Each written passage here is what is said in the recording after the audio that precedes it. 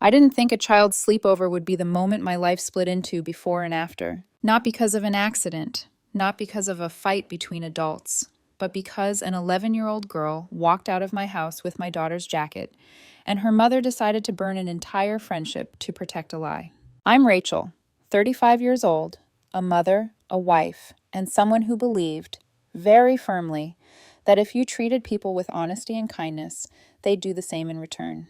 I was wrong. The jacket itself wasn't just fabric and a brand logo, it was bright purple, puffy, and unmistakable. My daughter Emma had saved for months to buy it.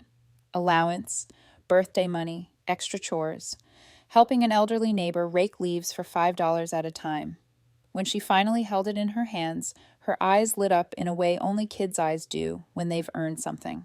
That jacket represented pride, responsibility, trust, and then it vanished. At first, I told myself it had to be a mistake.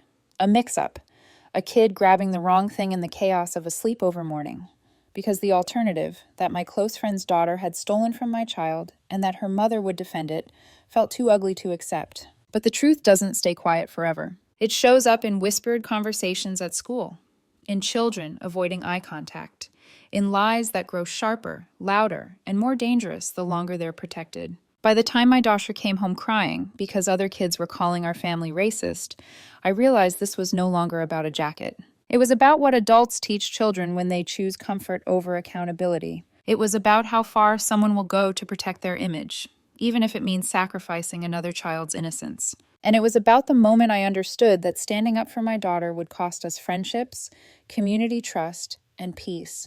But staying silent would cost us something far worse. I didn't know then how deep this situation would go, how many lies would surface, how many families would be affected. All I knew was this: someone had taken something from my child, and I was about to find out just how dangerous people can become when the truth threatens them.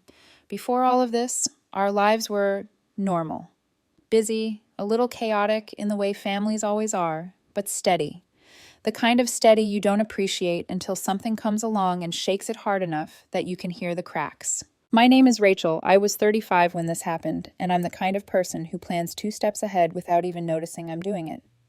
I keep extra batteries in a drawer. I check the doors twice at night. I save receipts for expensive purchases because my brain likes proof, order, things that make sense. My husband is Mark, 38, calm where I'm sharp, patient where I'm fast. He's the one who can sit through a long school fundraiser meeting without rolling his eyes. The one who can turn a tense moment into something lighter with one quiet joke. And our daughter, Emma, she's 11, bright in a gentle way. She doesn't take up space loudly, but she's observant. She watches everything. She's not the kind of kid who loses things carelessly. Her room isn't spotless, but it's organized with her own logic. When she cares about something, she treats it like glass. That's why the jacket mattered so much. But to understand why this hurt the way it did, you have to understand what we thought we had with the Rodriguez family. We met them about 5 years earlier when the kids started elementary school. You know how it goes. School pickup conversations that start with polite smiles and turn into real friendship when you realize you're both just trying to get through the week without forgetting Spirit Day or snack duty. Maria Rodriguez was 38, warm, talkative, the kind of woman who could walk into a room and make it feel like she belonged there. She worked as a nurse at the local hospital, and she wore that identity proudly, like it proved she was responsible, caring, grounded. Her husband, Carlos, 40, ran a small landscaping business. He wasn't loud, but he was steady, the type who would show up early to help carry chairs before anyone asked. When he laughed, it sounded real, not forced. And their daughter, Sophia, 11, Emma's age, clicked with Emma almost instantly. That part was the sweetest thing, honestly. Emma has always taken her time with people. She warms up slowly, like sunlight through curtains. But with Sophia, it happened faster. They built Lego cities that took up half Emma's floor. They made friendship bracelets and left tiny beads all over the carpet. They giggled late into the night during sleepovers, the way kids do when they're still innocent enough to think life is mostly safe. So we started doing what families do when the kids bond. We bonded too. Barbecues every few weeks, camping plans, birthdays, holiday gatherings where the adults stood around with paper plates and made jokes about how fast time was moving. It felt easy. It felt like the kind of friendship you keep. And there were reasons we trusted Maria. When I went through a rough stretch, when Mark was overloaded at work and I was juggling school emails and schedules and everything that always lands on mother's shoulders. Maria was the friend who would text, "I'm making extra. I'll drop something off." She didn't ask what we needed. She just showed up. That matters to people like me because I don't ask for help easily. So when someone offers it without making you feel small, you remember. Which is why when Emma started saving for that jacket, it felt natural, almost comforting, that Maria and her family were part of our everyday life. Emma wanted a North Face jacket, the puffy winter kind that kids at her school seemed to treat like a status symbol. It wasn't cheap, around $180. For some families, maybe that's nothing. For us, it wasn't nothing. We could afford it, but we didn't buy expensive things casually. Emma begged for it for weeks, and I told her the truth. If you can save up half, we'll cover the rest as an early Christmas present. She didn't whine, she didn't sulk, she got serious. She did extra chores. She helped our elderly neighbor, Mrs. Patterson, with yard work for a few dollars here and there. She counted her money like it was a treasure map. She kept it in an envelope under her bed, and every time she added another bill, her face looked proud in a way that made me feel like my heart was being squeezed. When she finally had enough, we took her to the outdoor gear store. I still remember the moment she picked the jacket off the rack, bright purple, shiny in the store lights, and she held it up to her chest like it was a trophy. She looked at me like she couldn't believe it was real. "You did this," I told her. "You earned it." She wore it to school the next day, came home glowing, telling us how kids complimented it. That night, she hung it carefully in her closet and tucked the tags in like she was putting it to bed. That weekend, Sophia came over for a sleepover. It wasn't unusual. It was routine at that point, something we'd done so often that I didn't even think twice. Sophia saw the jacket and commented on it right away. "Wow," she said, holding it up in front of Emma's mirror. "It's so nice." Emma told her the whole story, how she saved, how she worked, how proud she was. Sophia seemed impressed, maybe a little too impressed, but I didn't see it as a warning, not then. Because when you trust someone, your brain doesn't scan for danger. It relaxes. It assumes the best. That sleepover was normal. Movies, snacks, late-night laughter. And then Sunday morning came. Maria picked Sophia up around 10. Sophia grabbed her overnight bag, hugged Emma goodbye, and walked out of our house like nothing had happened. By Monday morning, Emma couldn't find her jacket. And the first time I saw the fear in her eyes, the panic, the disbelief, something shifted inside me. Because Emma doesn't lose things like that. And I knew, even before I said the words out loud, that this wasn't going to be a simple misunderstanding. This was going to test what we believed about people, and it was going to test how far I was willing to go to protect my child's sense of safety. At first, we treated the missing jacket like a puzzle that would solve itself. I told Emma to breathe. Mark checked the coat rack by the front door. We looked in the laundry room, under beds, behind doors, in the car. Everywhere logic told us to look before allowing suspicion to take shape. Emma stood in the middle of her room, twisting her fingers together. "I know I put it here," she kept saying, her voice quiet but insistent. "I always put it here." And I believed her. Because Emma didn't say things like that unless she was certain. She wasn't dramatic. She didn't exaggerate. She didn't jump to conclusions. Still, I didn't want to be that parent. The one who assumes the worst. The one who accuses another child without proof. So I said the safest thing. "Maybe Sophia grabbed it by accident," I suggested gently. "Let's just check." The words felt careful, controlled, like I was trying not to disturb something fragile. Mark nodded, but I saw the look he gave me. The one that said he was thinking the same thing I was, but didn't want to voice it either. That afternoon, I texted Maria. I rewrote the message 3 times before sending it.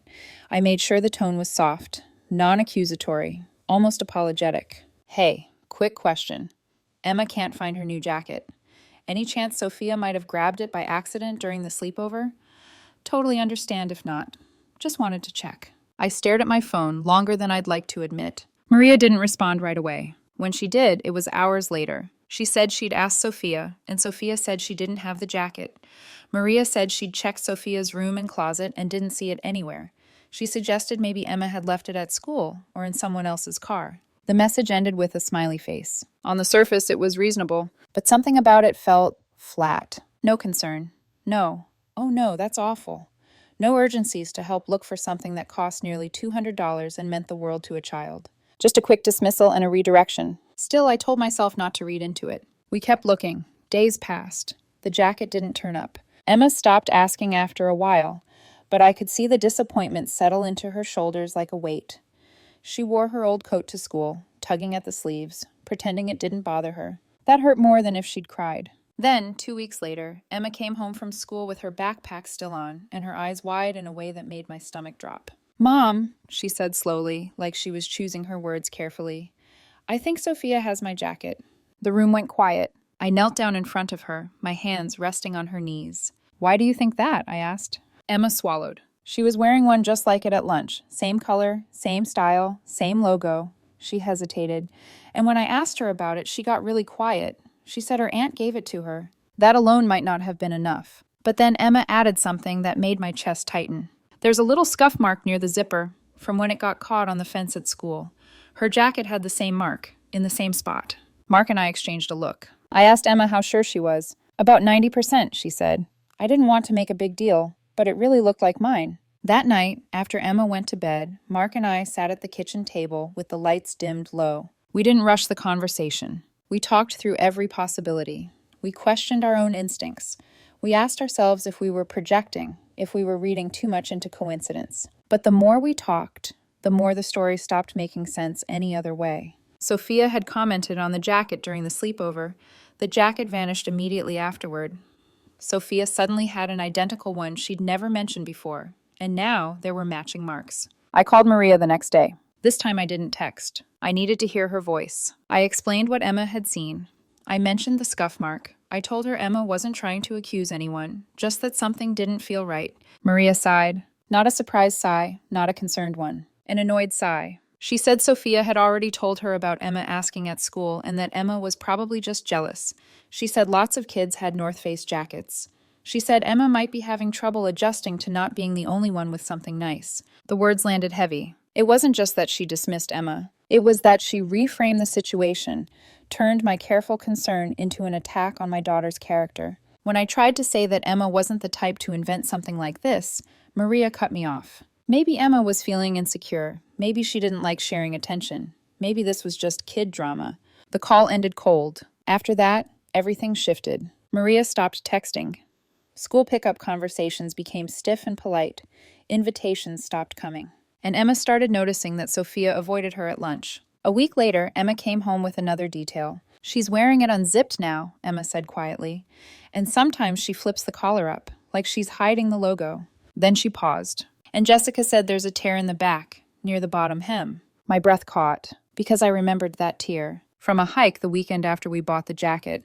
A branch snagged it. I'd told Emma I'd sew it later. I hadn't yet. I sat there, staring at the wall, while the pieces locked into place. This wasn't confusion. This wasn't coincidence. This was theft. And the longer it went on, the clearer it became that the real conflict wasn't between two children. It was between two adults, and one of them was willing to let a lie grow teeth. The moment I knew there was no going back was the night Maria accused our family of racism. Up until then, I still believed, naively, that this could be resolved with enough calm, enough patience, enough goodwill. I thought that if I explained things clearly, if I stayed respectful, if I gave her space to do the right thing, she eventually would. I underestimated how far someone will go when the truth threatens the story they've chosen to tell themselves. That evening, I called Maria again. I didn't raise my voice. I didn't accuse. I laid everything out slowly, carefully, like someone trying to defuse a bomb. I told her about the scuff mark, about the tear near the hem, about how Emma remembered exactly where the jacket hung in her closet and how Sophia had commented on it during the sleepover. I asked her, directly this time, to please talk to Sophia honestly. There was a pause on the line. Then Maria's tone changed. Sharp, defensive, cold. She said she was disappointed in us. She said we were turning children against each other. She said Emma was making up stories. She said we were projecting our insecurities onto her daughter. When I tried to respond, she talked over me. "If you keep pushing this," she said, "maybe it's better if our families take a break." A break. From 5 years of friendship, from shared holidays, from kids who called each other best friends. All because we asked for the truth. The call ended abruptly. She hung up on me. I sat there for a long moment with the phone still in my hand, my heart pounding hard enough that I could feel it in my throat. Mark was watching me from across the room, his face tight with concern. "She hung up," I said quietly. That night I barely slept. Not because of anger, but because of dread. Because I knew what happens when adults refuse to own the truth. Children carry the consequences. A week later, Emma came home looking smaller than usual. She dropped her backpack by the door and stood there, not meeting my eyes. "What happened?" I asked, already bracing myself. She took a breath. "Sophia told people I'm a liar." My chest tightened. "She said I'm just jealous, that my family accused her because we think we're better than them." I felt something cold spread through my stomach. Then Emma said the words that made my hands shake. She said we're racist. The word landed like a slap. I knelt down in front of Emma, searching her face for confusion, exaggeration, anything that would tell me I'd misheard. But Emma looked hurt, confused, embarrassed. Another girl at school had asked her why her parents hated Mexican people. Emma hadn't even known what to say. I wrapped my arms around her and held her tight, my mind racing. This was no longer about a jacket. This was about reputation, about safety, about a lie that had grown dangerous enough to harm my child. That night, Mark and I sat at the table again. But this time, there was no hesitation. "We can't let this go," he said. I nodded. "If we do, Emma learns that when someone hurts her, we stay quiet to keep the peace." The next morning, I contacted the school counselor. I explained everything: the missing jacket, the return denial, the rumors. I hated having to involve the school, but this wasn't optional anymore. Emma deserved protection. 2 days later, the counselor called me back. She'd spoken to both girls. Their stories didn't match. Emma told the same version she always had: calm, consistent, detailed. Sophia's story shifted, and the counselor said something that chilled me. "You're not the only family," she told me carefully.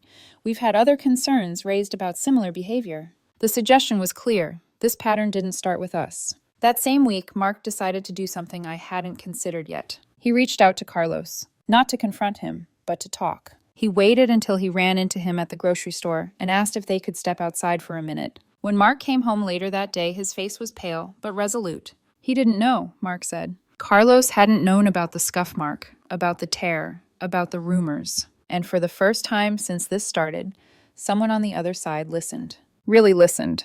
3 days later, Carlos called back. And what he told us confirmed everything we'd feared, and something far worse. Sophia had taken the jacket. She admitted it. She took it from Emma's closet and put it in her overnight bag. She cut out the size tag. She tried to make it look worn. She lied because she didn't know how to return it without getting in trouble. I closed my eyes as Mark spoke. But the real betrayal came next. Maria had known. She'd found the jacket the day after the sleepover, and she'd said nothing. She'd chosen silence, then denial, then attack. And now the truth was out, but the damage was already done. When Mark finished telling me what Carlos had said, I didn't react the way I expected to. I didn't yell. I didn't cry. I didn't feel triumphant or vindicated. I felt hollow, because being right didn't feel good. It just meant my child had been hurt on purpose, and an adult had helped cover it up.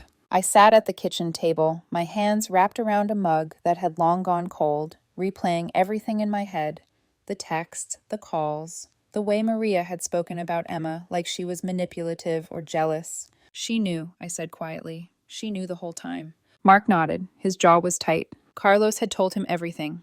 How he'd sat Sophia down, how she'd broken down and admitted taking the jacket, how she'd described exactly where it hung in Emma's closet, how she remembered the conversation in front of the mirror, how she'd tried to hide the evidence because she was terrified. And then how Maria reacted. Not with concern, not with shame, but with anger. Anger that Carlos had pushed their daughter to confess.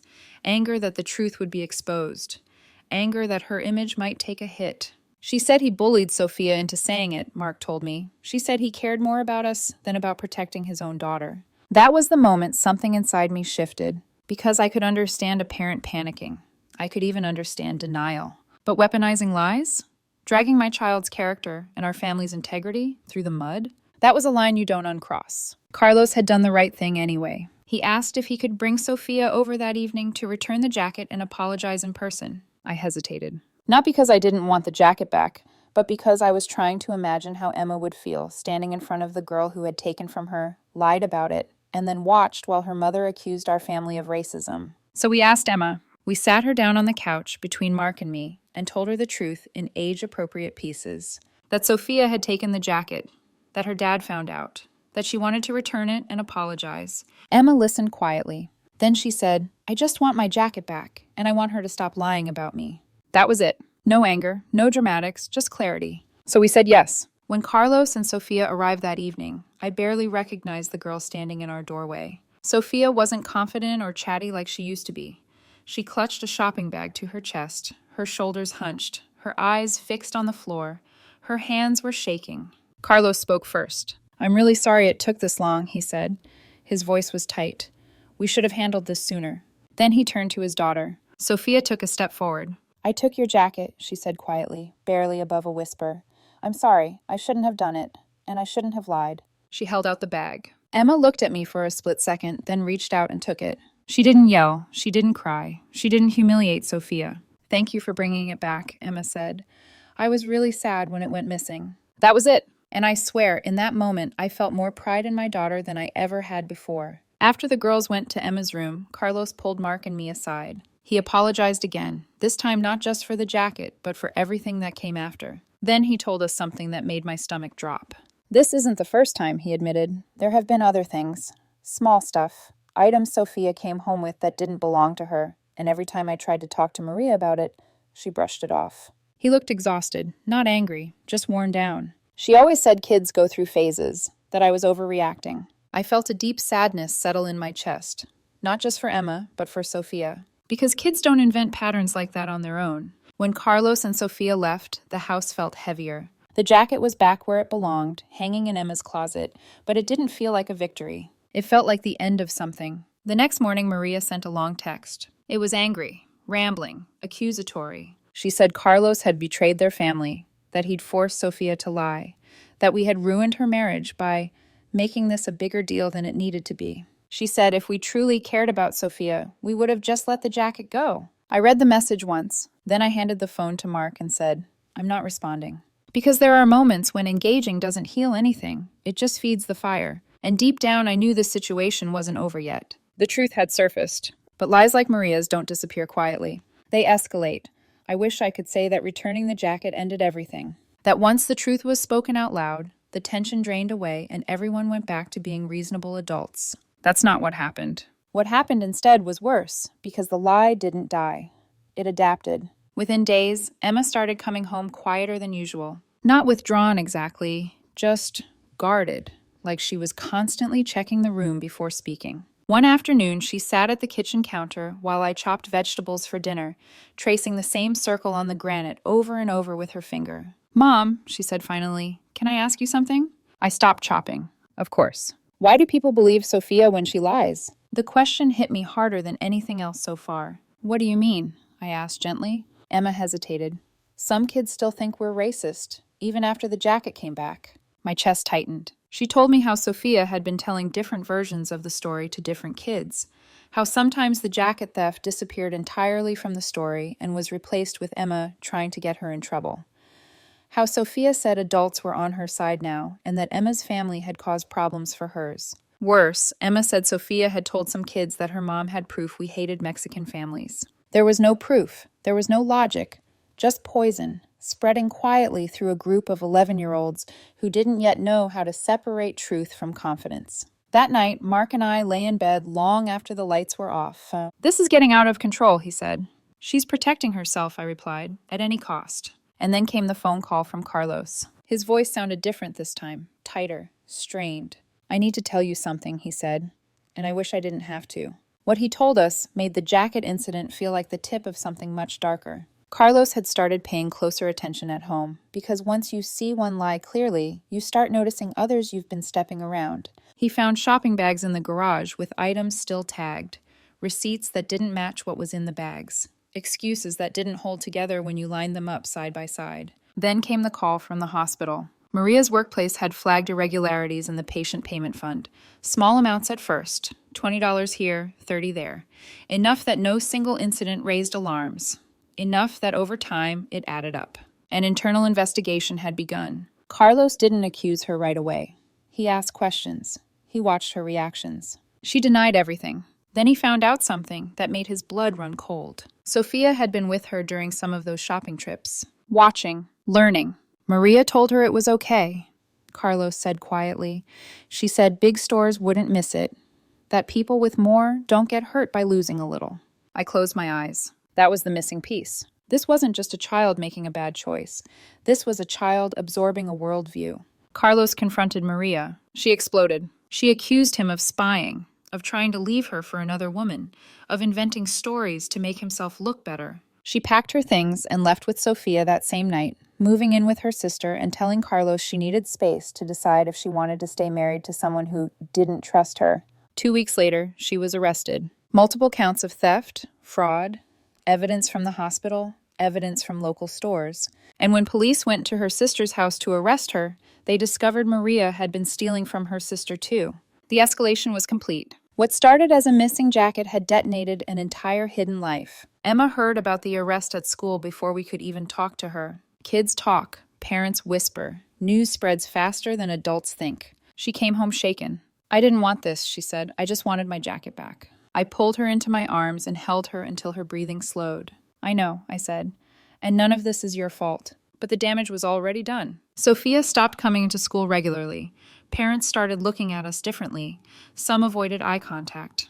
Others asked quiet questions. We had to decide how to protect Emma, not just from lies, but from isolation. So we did something uncomfortable. We told the truth, not loudly, not publicly, but clearly, to the parents who mattered, to the school, to the people who needed context to keep Emma safe. Some believed us immediately.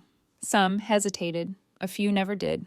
And that hurt more than I expected. Because I learned something during that time. When chaos erupts, not everyone stands where you think they will. By the end of that month, the camping trip we'd planned with the Rodriguez family was canceled. We lost the deposit.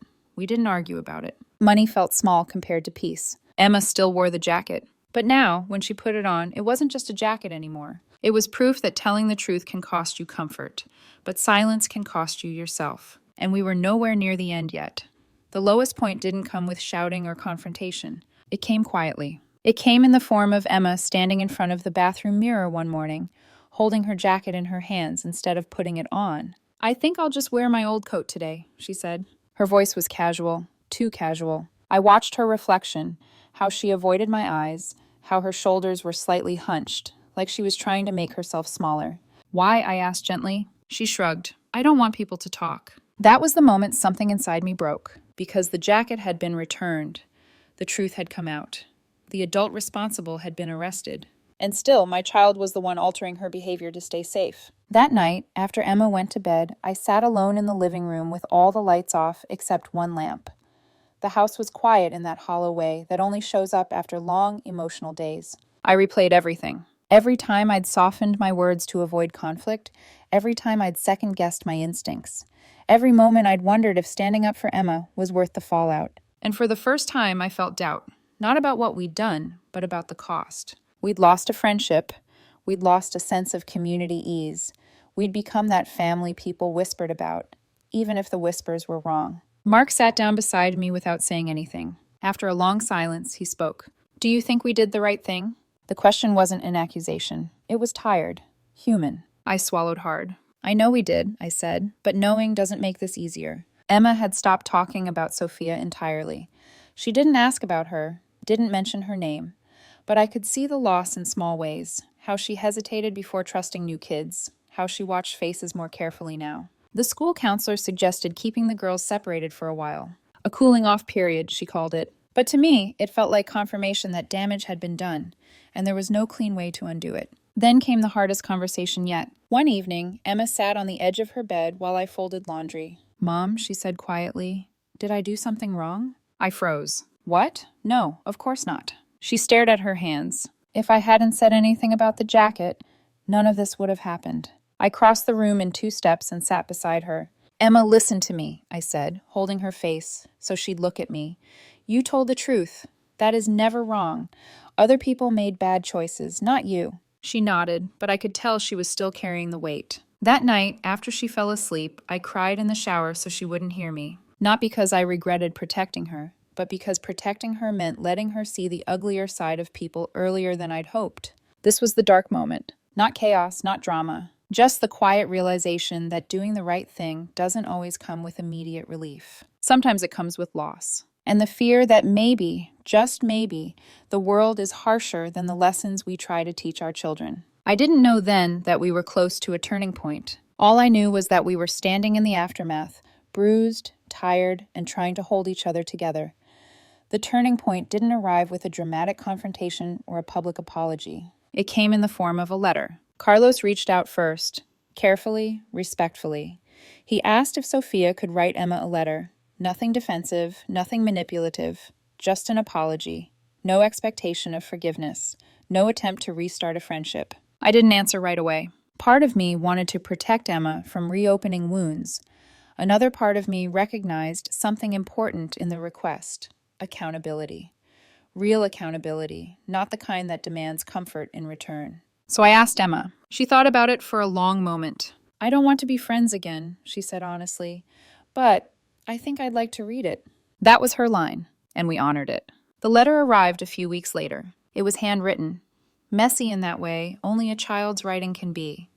There were crossed out words, uneven lines, misspellings that no adult would have allowed through, which is how I knew it was real. Sophia admitted to taking the jacket, admitted to lying, admitted to telling people we were racist because she was scared of getting in trouble. She didn't justify it. She didn't blame anyone else. She wrote that she knew Emma might never want to talk to her again, that she understood why, that she just wanted Emma to know the truth and that she was trying to be better. Emma read it quietly. When she finished, she didn't cry. She just exhaled. "It makes sense now," she said.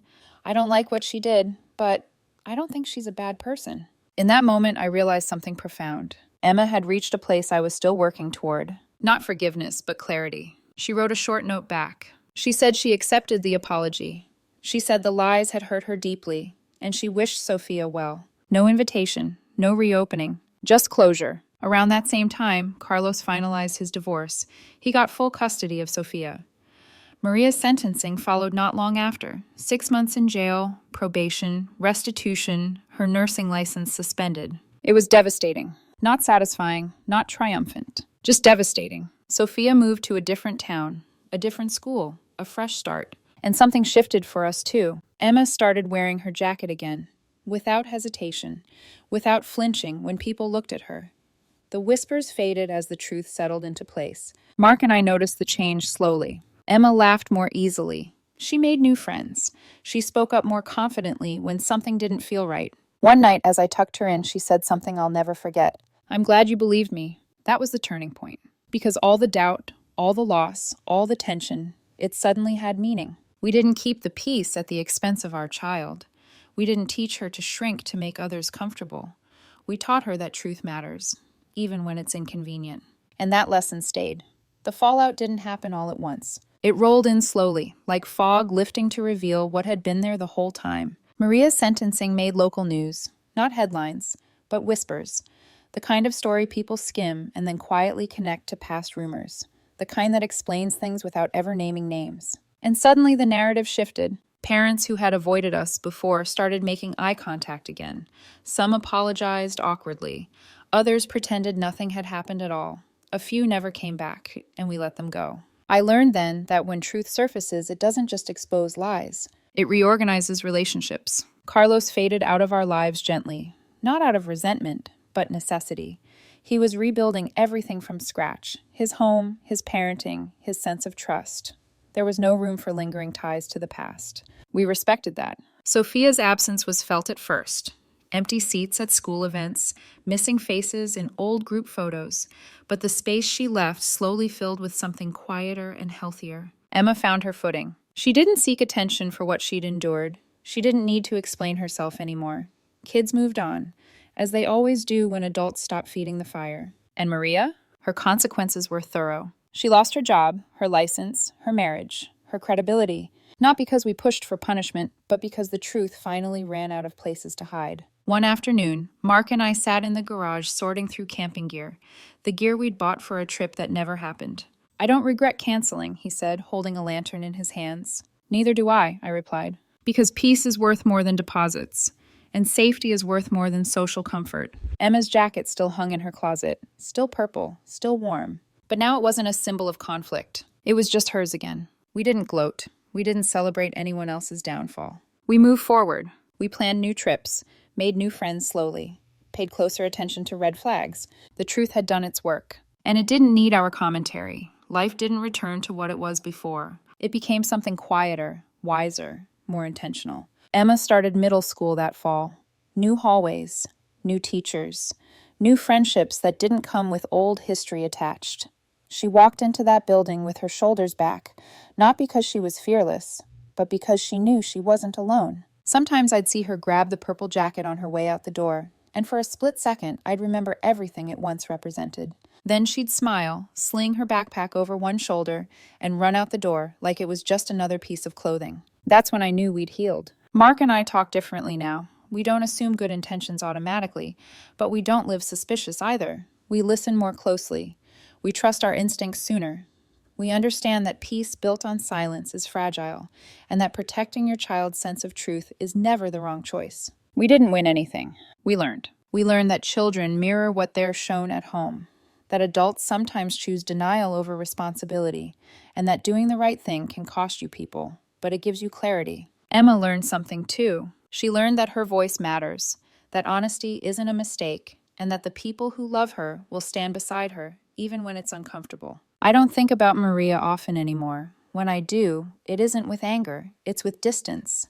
A quiet acknowledgement that some people self-destruct not because they're confronted, but because they refuse to confront themselves. The jacket is still here, not as a reminder of betrayal, but as proof. Proof that truth survives pressure, that boundaries protect more than they divide, and that sometimes standing up for what's right doesn't give you applause, it gives you peace. This chapter is closed, and that's enough.